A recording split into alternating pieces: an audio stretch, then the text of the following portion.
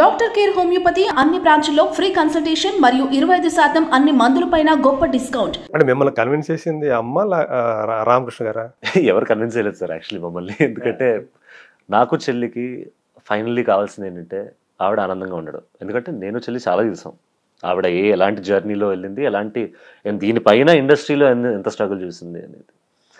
So at the end of the day if she is choosing a person, నేను ఒకటే అడిగా ఎంత కాన్ఫిడెంట్గా ఉన్నాం ఈ పర్సన్ మీద అని. She was very confident on that person. మేము కలుసుకున్నాం అండ్ నాకు చాలా నచ్చారు. అండ్ సింపుల్ ఒక తోడు అమ్మ డిసైడ్ చేస్తుందంటే why will we say no. తను కూడా ఆ ఫీల్డ్లో ఉన్న, నేను అది కూడా చూడలేదు సార్, అసలు ఏ ఫీల్డ్లో ఉన్నాడని కూడా చూడలేదు నేను. ఫస్ట్ మీ మైండ్లోకి అది కూడా రాలేదు. ఎందుకంటే నాకు ఉన్నదల్లా ఏంటంటే మా అమ్మనలా చూసుకుంటారు. అవును. అండ్ ఆయనలో ఉన్న ఎమోషనల్ కెపాసిటీ ఎలా ఉంది అమ్మని అర్థం చేసుకోవడానికి చేసుకోవాలి 100%. ఇవన్నీ చూసాను కానీ మస్ట్ కదా అది 100%. అది మా అమ్మ పాప మిస్ అయింది, అదే ఆ ఎమోషనల్ సపోర్టే కావాల్సింది ఇన్ని సంవత్సరాలుగా. ఎందుకంటే మనకి ఈ ఇండస్ట్రీలో కావాల్సిందే నలుగురు ఫ్రెండ్స్, లేకపోతే మన అమ్మ నాన్నలు. ఈ ఎమోషనల్ సపోర్ట్ లేకపోతే ఈ ఇండస్ట్రీలో నడవడం చాలా కష్టం. ప్రతిరోజు ఒక టెస్ట్, ప్రతిరోజు ఒక స్ట్రగుల్. అలాంటప్పుడు తోడు అనేది కంపల్సరీ. ఇంటికి వచ్చిన తర్వాత మనకి ఆ సపోర్ట్ అనేది ఇంటి దగ్గర ఉంటే వేరే లెవెల్ ఉంటుంది. అంతే కదా సార్. అండ్ ఇన్నేళ్ళు అది లేదు అని తెలిసినప్పుడు చాలా బాధేస్తుంది. అండ్ ఫైనలీ మనం రామ్లో అది చూశాను నేను, మా చెల్లి అండ్ మా తాతగారు అమ్మమ్మ గారు కూడా చాలా కన్విన్స్ అయ్యారు. అండ్ వాళ్ళు కూడా చాలా హ్యాపీగా ఫీల్. సో ఇప్పుడు జరిగిన తర్వాత సో మీరు చూస్తూ ఉన్నారు అమ్మ చాలా హ్యాపీగా ఉన్నారు. సో మీకు ఆయన రామ్ గారు ఎలాంటి సపోర్ట్ ఇస్తున్నారు ఇప్పుడు? ఏంటంటే ఇప్పుడు నాకు మ్యాంగో టీమ్ మార్కెటింగ్ సపోర్ట్ చేస్తుంటే మేము పనిచేస్తూ ఉంటాం అప్పుడప్పుడు. ఒకవేళ ఏమైనా పోస్ట్ పెట్టాలంటే సోషల్ మీడియాలో కానీ, మ్యాంగో కింద ఉన్న ఛానల్స్లో కొంచెం ప్రమోట్ చేయడం కానీ, అంతేగాని స్క్రిప్ట్ విషయంలో అలా హెల్ప్ చేయలేదు. ఓకే. అంటే ఆయన సంస్థల్లో కూడా మీకు ఏమన్నా ఒక స్థానం కల్పించడం కానీ అట్లాంటిది ఏదైనా ఉందా? అలా ఇంకా ఆ మ్యాటర్ని అనుకోలేదు సార్. ఇప్పుడు నా ఫోకస్ అంతా నేను సినిమాల్లో పనిచేయడం కానీ. ఓకే. ఇప్పుడే బిగిన్ అవుతుంది. ఇప్పుడే అసలు లిటరల్లీ నేను ఇప్పుడే స్టార్ట్ అయ్యాను. మీరు 1 year ముందు ఈ క్వశ్చన్లు అడిగితే నాకు అసలు సమాధానం ఉండేది కాదు లిటరల్లీ. సో ఇప్పుడిప్పుడే start. Maybe in the future మేము కలిసి పనిచేస్తాం. I would love to work with him. Why not? ఎందుకంటే అండ్ ఫ్రీ బాయ్ గా ఉన్నారు ప్రస్తుతానికి. And he also gives me మీ ఎడ్యుకేషన్ అయిపోయిందండి. అంటే అండర్ గ్రాడ్యుయేట్ బీబీఏ చేశాను నేను ఢిల్లీలో. అక్కడ దాకా అయింది. మాస్టర్స్ చేద్దాం అనుకున్నాం కానీ కరోనా వల్ల అయిపోవాల్సి వచ్చింది. ఓకే. కరోనాకు ముందు అది అయిపోయింది. కరోనాకు ముందు అండర్ గ్రాడ్యుయేట్ అయిపోయింది. కరోనాలో ఆస్ట్రేలియా వెళ్దాం అనుకున్నాను నేను యాక్చువల్లీ. కానీ ఆస్ట్రేలియా వాళ్ళు 3 ఏళ్ళు బార్డర్ క్లోజ్ చేశారు. సో అండ్ నాకు ఆన్లైన్ చేసే ఇంట్రెస్ట్ రాలేదు. ఎందుకంటే ఆ ఎక్స్పీరియన్స్ కావాలి, అక్కడ ఉండే ఎక్స్పీరియన్స్ కావాలి ఫిజికల్గా అక్కడ. సో అది ఆగిపోయింది, ఇది మొదలైంది. సో చాలా రోలర్ కోస్టర్ రైడ్ అయింది సార్ మధ్యలో. ఓకే. సో ఇప్పుడు ఈ సినిమా సంబంధించి కూడా తను ఏమన్నా సపోర్ట్ చేస్తున్నారా రామ్? చేస్తున్నారు సార్. అంటే ఇప్పుడు తను కూడా రషెస్ చూసారు, తను కూడా కొన్ని సీన్స్ చూసారు, నాకు చెప్తున్నారు ఏది న్యాచురల్గా ఉంది, ఏది బెటర్ చేయొచ్చు, ఇలాంటి tips. Because he's also very experienced and he works in movies selections కానీ, మూవీ మార్కెటింగ్ కానీ. సో ఆ చనువు అయితే ఉందా తన దగ్గర? ఆ చనువు సార్ ఇంకా అప్పుడు ఫ్రీగా మాట్లాడుకోవటం కానీ అట్లా? మేము ఇద్దరం చాలా సైలెంట్ సార్. ప్రాబ్లం అక్కడ. తక్కువ మాట్లాడతారు. నేను తక్కువ మాట్లాడతా, ఆయన తక్కువ మాట్లాడతారు. అఫ్కోర్స్ మేము నవ్వుకుంటూ ఉంటాం, కలుసుకుంటూ ఉంటాం, హాయిగా ఉంటాం ఇద్దరితో. కానీ మా పర్సనాలిటీస్ ఏంటంటే ఎప్పుడు ఇద్దరు సైలెంట్ వ్యక్తులు ఉంటే చిన్న కాన్వర్జేషన్లు ఉంటాయి. అంటే ఇప్పుడు చూస్తే మాకు అంటే బేసికల్గా మీరు ఎక్స్ట్రావర్టా ఇంట్రావర్టా? నేను ముందు చాలా ఇంట్రోవర్టెడ్ అండి. ఓకే. ఇప్పుడు నన్ను నేను చాలా మార్చుకున్నాను కాలేజ్లో. ఎప్పుడైతే నేను డాన్స్ చేయడం మొదలెట్టాను, ఎప్పుడైతే నేను జనాల ముందు ఇంకా ఉండడం మొదలెట్టాను, అప్పుడు కొంచెం ఓపెన్ అప్ అవుతూ పెరిగా. As 10th grade 11th grade దాకా అయితే అసలు నేను అంతేనా? అదొక రకమైన భయం కాదు, అదేంటో నేను అలా ఉండేవాడిని. బై నేచర్ అలా ఉండేవాడిని. ఇప్పుడు కూడా నేను పెద్ద ఎక్స్ట్రోవర్ట్ అన్ను. కొత్త వాళ్ళని కలిస్తే నేను చాలా మంచిగా ఉంటాయి, కానీ ఓపెన్ అప్ అవ్వడానికి కొంచెం టైం పడుతుంది. అంటే ఇప్పుడు కొంచెం సోషల్గా మూవ్ అవుతున్నారు. అవును. అప్పుడు సోషల్గా ఉండేది కాదు, అంతగా ఉండేది కాదు. ఇప్పుడు కొంచెం బెటర్, మనుషుల్లో కలుస్తున్నారు. ఇప్పుడు అందుకే సడన్గా ఇన్ని కెమెరాలు సడన్గా కనిపించేసరికి సో ఓవర్వెల్. ఇప్పుడు నిజంగానే అన్ని రకాలుగా టెస్ట్ ఉంటుంది మీకు. టెస్టే సార్. But I'm excited. ప్రెషర్గా తీసుకోవడం కంటే అదొక ఆపర్చునిటీగా తీసుకుంటే మనం చాలా హ్యాపీగా ఉండొచ్చు ఇక్కడ. Good, nice. అదే ఇప్పుడు అంటూ ఉంటాయి ఇవన్నీ, తగిలినప్పుడు చూసుకుందాం అంటే. ఎదురైనప్పుడు, అలాంటి సిచ్యువేషన్ ఎదురైనప్పుడు అది కరెక్ట్గా మనకు తెలియాలి, ఎలా బిహేవ్ చేయాలి, ఎలా స్పాంటేనియస్గా ఎలా రెస్పాండ్ అవ్వాలి అనేది చాలా ఇంపార్టెంట్ కదా. ఓకే, సో ఇది సర్కార్ నౌకరీ అనే సినిమా ఆకాష్కి సంబంధించి ఒక యాక్టర్గా మంచి పేరు తెస్తుందనే నమ్మకం ఉందా? ఆకాష్ హీరోగా కంటిన్యూ అవ్వాలనుకుంటున్నాడా, లేకపోతే యాక్టర్గా కంటిన్యూ అవ్వాలనుకుంటున్నాడా? సార్, హీరో అనేది మనం చేసుకోలేము సార్. అది ఆడియన్స్ ఇప్పుడు అయితే మనం అప్రిషియేట్ చేసి మన వర్క్ మీద నిజంగా నమ్మకం పుట్టి వాళ్ళకి అలా అయినప్పుడే మనం హీరోగా చేసినప్పుడు అప్పుడు మనకి హీరో అనే బిరుదు కానీ స్టార్ అనే బిరుదు కానీ అప్పుడు ఇవ్వచ్చు. నేను ఫస్ట్ కాన్ఫిడెన్స్ ఇద్దాం అనుకుంటున్నా ఆడియన్స్కి. ఏంటంటే నేను యాక్ట్ చేయగలను అనే కాన్ఫిడెన్స్, నన్ను నమ్మచ్చు, నన్ను నమ్మి థియేటర్కి రావచ్చు అనే కాన్ఫిడెన్స్ ఇవ్వాలని ఉంది. సో ఫస్ట్ ఆర్టిస్ట్గా నేను కొంచెం ముందుకెళ్దాం అనుకుంటున్నా. హీరో అవుతానా స్టార్ అవుతానా అనేది ఆడియన్స్ చేతిలోనే ఉంటుంది. అది నన్ను నేను హీరోగా అనుకుంటే ఎవరికేం రాదు, స్టార్లా అనుకుంటే. సో ఆర్టిస్ట్గా నన్ను నేను క్రాఫ్ట్ చేసుకుంటూ, ఒకవేళ ఇప్పుడు ఈ మూవీలో ఇంకా చాలా బాగా చేయొచ్చు అని చాలామంది అనొచ్చు, బాగా చేసామని చాలామంది అనొచ్చు.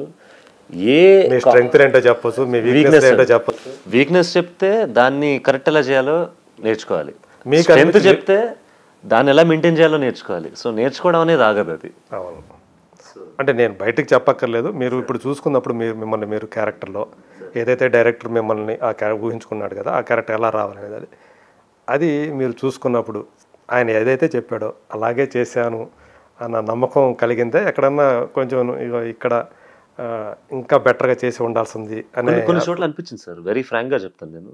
కొన్ని చోట్ల ఓకే ఈ ఎక్స్ప్రెషన్ బాగానే ఉంది, కానీ ఇంకోటి చేస్తుంటే ఇంకా బాగా సార్, అది నేను చాలా ఫ్రాంక్గా చెప్తూ ఉంటా. చాలా ఇంటర్వ్యూలో కూడా చెప్పాను నేను దట్.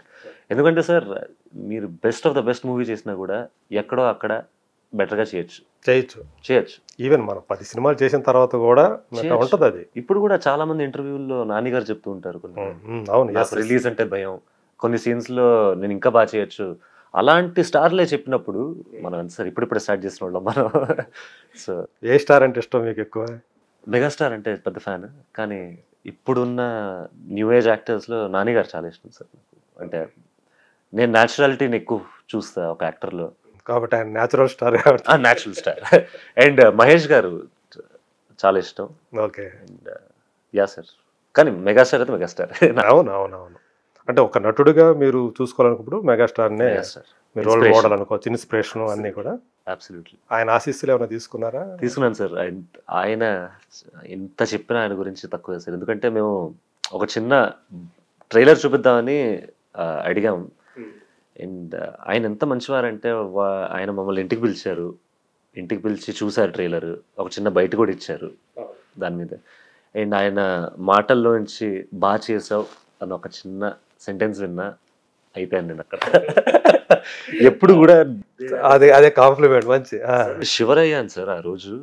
నేను ఆయన్ని ఫస్ట్ టైం కలిసినప్పుడు I think degree 3rd year లో ఉన్నాను సార్. నేను ఫస్ట్ టైం ఆయన్ని కలిసినప్పుడు, మమ్మీ ద్వారా కలిసినప్పుడు డిగ్రీ 3rd year లో ఉన్నా. నేను ఆయన్ని చూసి ఎంత భయపడ్డానంటే, డిగ్రీ 3rd year లో ఉన్న స్టూడెంట్ నేను ఇంటర్ 2nd year సార్ అని చెప్పి ఆయనకి. అవునా? అంత షివరింగ్ వచ్చింది నాకు అప్పుడు. అండ్ ఆయన కళ్ళల్లో కళ్ళు పట్టే అంతే అర్హత లేనది అనిపించింది. నేను ఇలాగే ఉన్నా అసలు నేను. ఓకే, అంటే నోట్లో చాలా వచ్చేసిందా? ఏం చదువుకుంటున్నావు అని అడిగారు సార్ నన్ను. నేను డిగ్రీ 3rd year చదువుతున్నా, actually inter 2nd year sir అని చెప్పాను నేను. ఎందుకో తెలీదు అంటే సడన్గా మమ్మీ చూసి inter 2nd year inter degree 3rd year కదరా. అలాంటి ఫ్యాన్ సార్ నేను. ఓకే, అంటే గబుక్కున అలా వచ్చేసింది ఇంకా ఎందుకో. అండ్ ఇప్పుడు మొన్న కలుసుకున్నప్పుడు ట్రైలర్ బిట్ చూపించాం. అండ్ మా అందరికి ఆశీస్సులు ఇచ్చారు. I took his blessings. Okay, and yeah sir. Raghavendra Rao గారు ఏమన్నారు చూసిన తర్వాత? రాఘవేంద్రరావు గారు ప్రతి స్టేజ్లో నాకు హెల్ప్ చేస్తూనే ఉన్నారు. ఒక యాక్టర్గా ఈ మూవీయే కాదు, ఫ్యూచర్లో కూడా నువ్వు ఏం చేయాలి అని. అంటే మీ పర్ఫార్మెన్స్ చూసిన తర్వాత సినిమా చూసారు ఆయన మొత్తం చేసి న్యాచురల్గా చేసావనే మాట అయితే అన్నారు సార్ నాతో. అండ్ అన్నిటికంటే ఎక్కువ which stayed with me, trailer లాంచ్లో మా అమ్మకి చెప్తున్నారు, నీకు కొడుకు నాకు బాధ్యత అని చెప్పారు ఆయన. అది నాకు చాలా నచ్చింది. అంటే అది నాకు one of the biggest compliments అనిపించింది. సో ఆయన బాధ్యతగా తీసుకుంటున్నారు అన్నమాట. ఆయన నన్ను బాధ్యతగా తీసుకుంటా అదే ఒక ఫీలింగ్ అసలు నేను ఇప్పుడిప్పుడు వచ్చినండి. So I'm bless sir. బహుశా అంటే తన సంస్థ ద్వారా లాంచ్ అవుతున్నావు కాబట్టి సో అలాంటి ఫీలింగ్ ఆయన కూడా ఎమోషనల్గా కనెక్ట్ అయ్యారు అన్నమాట. అవును, అంటే సో అలాంటి వ్యక్తి ఇలాంటి మాటలు నా గురించి చెప్తున్నారంటే అది it's more than any award sir. ఇవన్నీ మనం చాలా అండర్ వాల్యూ చేస్తాం. ఇప్పుడు గుర్తుంటే తర్వాత మర్చిపోతాం అనుకుంటాం, కానీ I really want to remember this through out my journey. ఒకవేళ ఈ సినిమా నన్ను ఒక లెవెల్కి తీసుకెళ్ళిందంటే కారణం రాఘవేంద్రరావు గారు. ఓకే, చాలా కాన్ఫిడెన్స్గా అయితే ఉందన్నమాట ఆ సినిమా అనేది. అందుకే ఒకవేళ తీసుకెళ్తే, కానీ కాన్ఫిడెన్స్ ఉంది సార్. ఇది మంచి మూవీ సార్. మేము తీసింది అయితే జెన్యున్గా మేము కష్టపడింది ఒక మంచి మూవీ తీయడానికి, అండ్ మంచి సోషల్ మెసేజ్తో పాటు ఎంటర్టైన్మెంట్ ఉన్న మూవీ. చాలా జెన్యున్గా తీసిన మూవీ ఇది. ఆదిత్య గారు కూడా మంచి సపోర్ట్ చేసినట్టున్నారు కదా, ఆయన తెర వెనుక కాస్టింగ్లో కొంచెం సపోర్ట్ చేశారు, అండ్ కొన్ని రైటింగ్లో డైరెక్టర్ గారితో మాట్లాడడం కానీ ఒక మంచి బ్యాక్ బోన్లా ఉన్నారు. మీ ఫ్యామిలీ ఫ్రెండ్ కాబట్టి, ఫ్యామిలీ ఫ్రెండే కదా తను? ఫ్యామిలీ ఫ్రెండే, కానీ అలా రాలేదు ఓకే ఈ ప్రాజెక్ట్లోకి. ఆయన ఆల్రెడీ రాఘవేంద్రరావు గారితో ట్రావెల్ చేస్తున్నారు కాబట్టి ఒక సపోర్ట్ సిస్టంలో వచ్చారు ఈ ప్రాజెక్ట్. సర్కారు నౌకరి మీ ఫస్ట్ ఫిలింగా రాఘవేంద్రరావు గారి ఒక ప్రఖ్యాతమైనటువంటి దర్శకుడు తను. సో ఆయన బ్యానర్ ద్వారా ఆ పరిచయం అవుతుండటం ఎలాంటి అనుభూతినిచ్చింది మీకు ఇది? చాలా గొప్ప అనుభూతి సార్. అంటే సార్ ఎలాంటి మూవీస్ తీశారో అందరికీ తెలుసు, ఎలాంటి స్టార్స్తో పనిచేశారో తెలుసు, అండ్ ఎంతమంది గొప్ప నటులను ఇంట్రడ్యూస్ చేశారో ఇండస్ట్రీకి అందరికీ తెలుసు. అల్లు అర్జున్ గారు కానీ, మహేష్ బాబు గారు కానీ, వీళ్ళ అండ్ వాళ్ళ కెరియర్స్ అన్నీ అక్కడి నుంచి ఇంకా వెనక్కి తిరగకుండా వాళ్ళు వెళ్ళిపోయారు. సో అలాంటి హ్యాండ్ రాఘవేంద్రరావు గారిది. అండ్ అలాంటి గొప్ప సినిమాలు చేసిన దర్శకేంద్రుడితో నేను పనిచేయడం అనేది అసలు చెప్పలేని ఫీలింగ్స్ అది. ఐఎమ్ ట్రూలీ బ్లెస్డ్ ఆ ఆపర్చునిటీ వచ్చినందుకు. అంటే సెట్స్లో ఆయన కూర్చునే వాళ్ళ, ఆయన ఏమైనా సలహాలు ఇచ్చేవాళ్ళ? సో సార్ మొత్తం ఒక 40 రోజులు షూటింగ్ అయింది సార్ మాది. అందులో ఒక 5 రోజులు భరణి గారు షెడ్యూల్కి ఎప్పుడు వచ్చారో అప్పుడు రాఘవేంద్రరావు గారు కూడా వచ్చారు. మా మదర్ కూడా అప్పుడే వచ్చారు సెట్కి. సెట్గా అందరం ఉన్నాం ఆ రోజుల్లో. కానీ టిప్స్ ఇస్తూ ఉండేవారు సార్. అంటే మా ఫస్ట్ వర్క్షాప్ మొదలైనప్పటి నుంచి లాస్ట్ డే దాకా ఎక్కడైనా ఒక బెటర్గా చేయొచ్చు అది చెప్పేవాళ్ళు, ఎక్కడైతే బాగా చేశారో అది కూడా చెప్పేవాళ్ళు సార్. ఓకే, ఆయన విజన్, ఒక విలేజ్ స్టోరీ ఎలా అనుకున్నారు, నా క్యారెక్టర్ ఎలా అనుకున్నారు, చాలా మాట్లాడుకునేవాళ్ళం. ఆ మాట్లాడుకునే జర్నీ ఇంకా చాలా ఎంజాయ్ చేసేవాడిని నేను. అంటే ఆయన విజన్ ఎలా ఉంది, ఎందుకంటే గొప్ప సినిమాలు తీసిన వ్యక్తితో మాట్లాడడం అనేది అసలు చాలా చెప్పుకోలేని ఫీల్. సో ఆయన అంటే ఆల్రెడీ 100 సినిమాల పైన తీసిన దర్శకుడు కదా. సో మీరేమో బడ్డింగ్ యాక్టర్ లాగా. సో ఈ వయసు గ్యాప్ అనేది ఉంటుంది, తరాల గ్యాప్ పై. ఆల్మోస్ట్ ఆయనకి మీకు చూసుకుంటే మీరు 3వ తరం కింద లెక్క. సో అంటే అయినప్పటికీ కూడా యంగ్స్టర్స్ తోటి ఆయన ఎలా ఇంటరాక్ట్ అయ్యే విధానం, ఆ మింగిల్ అయ్యే విధానం, అది ఏమైనా ఆ గ్యాప్ కనపడిందా మీకు, లేకపోతే కలిసిపోతారా యంగ్స్టర్స్ తో కూడా? చాలా కలిసిపోయారు సార్. ఎందుకంటే మోస్ట్ ఆఫ్ ద కాస్ట్ ఈ సినిమాలో కూడా నా ఏజ్ గ్రూప్, నాకంటే 3-4 ఏళ్ళు చిన్న పెద్ద. కానీ మాతో కూడా ఎంత జోవియల్గా, ఎంత ఫ్రీగా మాట్లాడతారంటే అసలు మాకు అనిపించదు. అంటే అలాంటి దర్శకేంద్రుడు, అంత గొప్ప దర్శకేంద్రుడు మాతో ఎంత ఫ్రీగా మాట్లాడుతున్నారు అనే ఒక ఫీలింగ్ కానీ, లేకపోతే ఆయన మాకు చాలా స్టోరీలు చెప్పేవాళ్ళు ఆయన ఇండస్ట్రీ టైం నుంచి.